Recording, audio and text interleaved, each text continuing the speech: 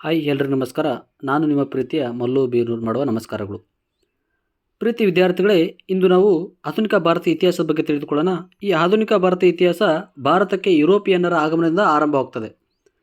ಭಾರತ ಮತ್ತು ಯುರೋಪ್ ರಾಷ್ಟ್ರಗಳ ಮಧ್ಯೆ ಪ್ರಾಚೀನ ಕಾಲದಿಂದಲೂ ವ್ಯಾಪಾರ ಮತ್ತು ವಾಣಿಜ್ಯ ಸಂಬಂಧಗಳು ಏರ್ಪಟ್ಟಿತ್ತು. ಭಾರತದಲ್ಲಿರ್ತಕ್ಕಂಥ ಸಾಂಬಾರು ಪದಾರ್ಥಗಳಾದ ಏಲಕ್ಕಿ, ಶುಂಠಿ, ದಾಲ್ಚಿನ್ನಿ ಮುಂತಾದವು ಸಾಂಬಾರು ಪದಾರ್ಥಗಳಲ್ಲಿ ಯುರೋಪ್ ರಾಷ್ಟ್ರಗಳಲ್ಲಿ ಅಪಾರ ಪ್ರಮಾಣದ ಬೇಡಿಕೆ ಇತ್ತು. ಆದ ಕಾರಣ ಭಾರತದಲ್ಲಿರ್ತಕ್ಕಂಥ ಸಾಂಬಾರು ಪದಾರ್ಥಗಳನ್ನು ಯುರೋಪ್ಗೆ ತೆಗೆದುಕೊಂಡು ಹೋಗಿ ಅಲ್ಲಿ ವ್ಯಾಪಾರವನ್ನು ಮಾಡ್ತಾಯಿದ್ರು ಯಾರು ಯುರೋಪಿಯನ್ನರು.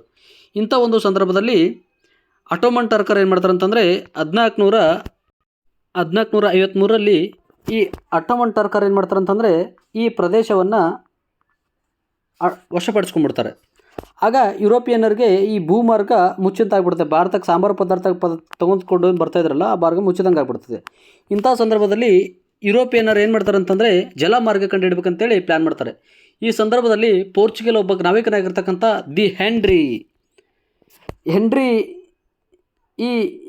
ನ್ಯಾವಿಗೇಟರ್ ಏನು ಮಾಡ್ತಂತಂದರೆ ಯುರೋಪ್ನಲ್ಲಿ ಲಿಸ್ಬನ್ನಲ್ಲಿ ಒಂದು ನೌಕಾಯಾನದ ತರಬೇತಿ ಕೇಂದ್ರವನ್ನು ಓಪನ್ ಮಾಡಿ 3 ಜನರಿಗೆ ತರಬೇತಿಯನ್ನು ನೀಡ್ತಾ ಹೋಗ್ತಾನೆ. ಒಬ್ರಿಗೆ ಬಾರ್ತೊಲೊನಿ ಡಯಾಸ್, ಕ್ರಿಸ್ಟೋಫರ್ ಕೊಲಂಬಸ್ ಮತ್ತು ವಾಸ್ಕೋ ಡಿ ಗಾಮಾ. ಈ ಬಾರ್ತೊಲೊನಿ ಡಯಾಸ್ ಏನು ಮಾಡ್ತಾನಂತಂದರೆ ಮೊದಲನೇದಾಗಿ 1487ರಲ್ಲಿ ಈ ಯುರೋಪ್ನಿಂದ ತನ್ನ ಹಡಗುಗಳು ತೆಗೆದುಕೊಂಡು ಇಲ್ಲಿಗೆ ಬರ್ತಾ ಸಮುದ್ರಯಾನ ಮಾಡ್ತಾ ದಕ್ಷಿಣ ಆಫ್ರಿಕಾ ತುತ್ತ ತುದಿಗೆ ಬಂದು ತಲುಪಿಬಿಡ್ತಾನೆ. ಈ ದಕ್ಷಿಣ ಆಫ್ರಿಕಾ ತುತ್ತ ತುದಿ ಬಂದು ತಲುಪಿದ ತಕ್ಷಣ ಅವನು ಬಿರುಗಾಳಿಗೆ ಸಿಲುಕಿ ಮತ್ತೆ ವಾಪಸ್ ಪ್ರಯಾಣ ಹೋಗ್ತಾನೆ. ಎಲ್ಲಿಗೆ? ಯುರೋಪ್ಗೆ ಹೋಗ್ತಾನೆ. ಯುರೋಪ್ಗೆ ಹೋಗಿ ಈ ದಕ್ಷಿಣ ಆಫ್ರಿಕಾ ತುತ್ತ ತುದಿ ಅಂತ ತಲುಪಿದ್ರೆ ಇದಕ್ಕೆ ಕೇಪ್ ಆಫ್ ಸ್ಟ್ರೀಮ್ ಓಪ್ ಅಂತೇಳಿ ಒಂದು ಹೆಸರು ಕೊಟ್ಟು ದಕ್ಷಿಣ ಆಫ್ರಿಕಾ ರಿಟರ್ನ್ ಅದ. ಅದೇ ಸಂದರ್ಭದಲ್ಲಿ ಮತ್ತೆ ಒಬ್ಬ ಬರ್ತಾನೆ, ಯಾರಂತಂದರೆ ಕ್ರಿಸ್ಟೋಫರ್ ಕೊಲಂಬಸ್. ಎಷ್ಟರಲ್ಲಿ ಅಂತಂದರೆ 1992ರಲ್ಲಿ. ಈ ಕ್ರಿಸ್ಟೋಫರ್ ಕೊಲಂಬಸ್ ಏನು ಮಾಡ್ತಾನೆ 1992ರಲ್ಲಿ ತನ್ನ 3 ಹಡಗುಗಳನ್ನು ತೆಗೆದುಕೊಂಡು ಹಂಗೆ ಮುಂದೆ ಬರ್ತಾ ಇರ್ತಾನೆ. 3 ಹಡಗುಗಳಂದರೆ ಸೇನಾ, ಸಂತ್ ಮೇರಿಯಾ ಮತ್ತು ಪೆಂಟ ಎಂಬ 3 ಹಡಗುಗಳು ತೆಗೆದುಕೊಂಡು ತನ್ನ ಪ್ರಯಾಣವನ್ನು ಆರಂಭಿಸ್ತಾ ಇರ್ತಾನೆ. ಇವನು ದಕ್ಷಿಣ ಆಫ್ರಿಕಾ ತುತ್ತ ತುದಿಯನ್ನು ದಾಟಿ ಮುಂದೆ ಹೋದಂತೆ ತನ್ನಲ್ಲಿರ್ತಕ್ಕಂಥ ಆಹಾರ ಪದಾರ್ಥಗಳ ಕಾಲಾಗಿ, ನೀರೆಲ್ಲ ಕಾಲಾಗಿ ಅಲ್ಲಿನ ಜನರಿಗೆ ಮುಂದೆ ಆಹಾರ ಮತ್ತು ನೀರು ಇಲ್ಲದಂತಾಗಿ ಆತಂಕ ಉಂಟಾಗಿ ನಾವು ಮುಂದೆ ನಮ್ಮ ಜೀವನ ಅಂತ್ಯ ಆಗ್ಬಾರ್ದಂತ ಭಯಪಟ್ಟು ಅವರು ಕೂಡ ರಿಟರ್ನ್ ಮತ್ತೆ ವಾಪಸ್ ಹೋಗ್ತಾರೆ. ಇಂಥ ಒಂದು ಸಂದರ್ಭದಲ್ಲಿ ವಾಸ್ಕೋ ಡಿ ಗಾಮಾ 1497ರಲ್ಲಿ ತನ್ನ ಪ್ರಯಾಣವನ್ನು ಆರಂಭಿಸಿ ಯುರೋಪಿನ ಲಿಸ್ಬನ್ನಿಂದ ತನ್ನ ಹಡಗುಗಳನ್ನು ತೆಗೆದುಕೊಂಡು 1497ರಿಂದ ತನ್ನ ಪ್ರಯಾಣ ಆರಿಸಿ 1498ರಲ್ಲಿ ಭಾರತ ಕೇರಳದ ಕಲ್ಲಿಕೋಟೆಗೆ ಬಂದು ತಲುಪಿಟ.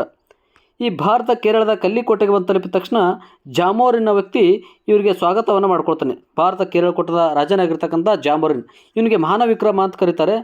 ಇವನು ತನ್ನ ಈ ವಾಸ್ಕೋ ಡಿ ಗಾಮನಿಗೆ ಸ್ವಾಗತ ಮಾಡಿಕೊಂಡು ಎಲ್ಲ ವ್ಯವಸ್ಥೆ ಮಾಡಿಕೊಡ್ತಾನೆ. ತದನಂತರ ಇದೇ ಸಂದರ್ಭದಲ್ಲಿ ಈ ವಾಸ್ಕೋ ಡಿ ಗಾಮನಿಗೆ ತನ್ನ ತಾಯಿನಾಡಿಗೆ ಒಂದು ಕರೆ ಬಂದುಬಿಡ್ತದೆ. ಸಂದರ್ಭದಲ್ಲಿ ಹೊರಟು ಹೋಗ್ತಾನೆ.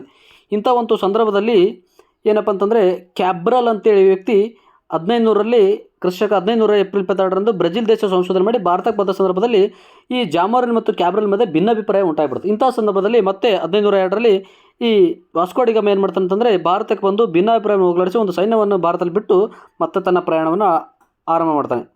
ಇಂಥ ಒಂದು ಸಂದರ್ಭದಲ್ಲಿ ಏನಾಗುತ್ತಪ್ಪ ಅಂತಂದರೆ ಎರಡನೇ ವ್ಯಕ್ತಿಯಾಗಿರ್ತಕ್ಕಂಥ ಯಾರಪ್ಪ ಅಂತಂದರೆ ಫ್ರಾನ್ಸಿಸ್ ಡಿ ಅಲ್ಮೇಡ ಅಂತೇಳಿ ಈ ಭಾರತಕ್ಕೆ ಬಂದ ಪ್ರಥಮ ಪೋರ್ಚುಗೀಸ್ ವೈಸರಾಯ್. ಇವನು ಕೂಡ ಬ್ಲೂ ವಾಟರ್ ಪಾಲಿಸಿ ನೀತಿಯನ್ನು ಜಾರಿಗೆ ತರ್ತಾನೆ. ಬ್ಲೂ ವಾಟರ್ ಪಾಲಿಸಿ ಅಂತಂದರೆ ನೀಲಿ ಜಲ ನೀತಿ ಅಂತೇಳಿ. ಈ ನೀಲಿ ಜಲ ನೀತಿ ಅಂದರೆ ಸಮುದ್ರದ ಮೇಲೆ ಹಿಡಿತವನ್ನು ಸಾಧಿಸುವುದು.